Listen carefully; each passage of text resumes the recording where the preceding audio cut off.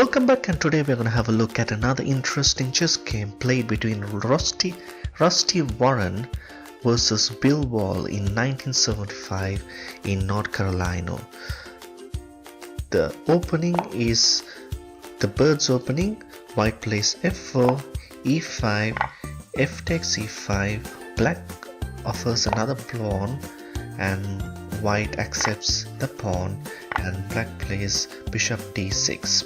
Here, as you can see, the diagonal here is very weak for white, and white plays knight f3 to secure the square from black's queen.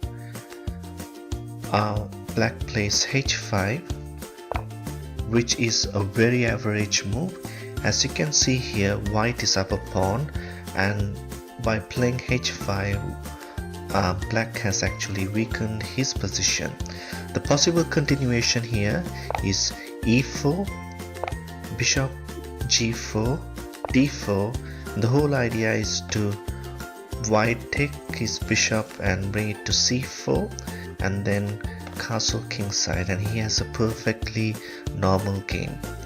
However, from this position, white plays g3, which is somewhat of a mistake.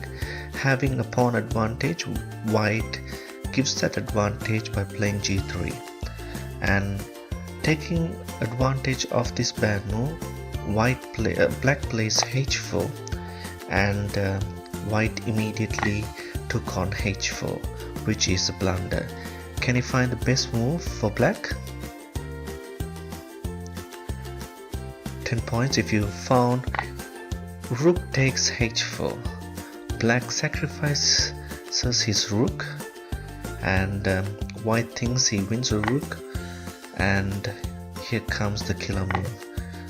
Queen takes h4, checkmate. As I mentioned before, this diagonal here is very weak for white, as he has opened both the f pawn, he's moved the f pawn and the g pawns, and it's checkmate for black.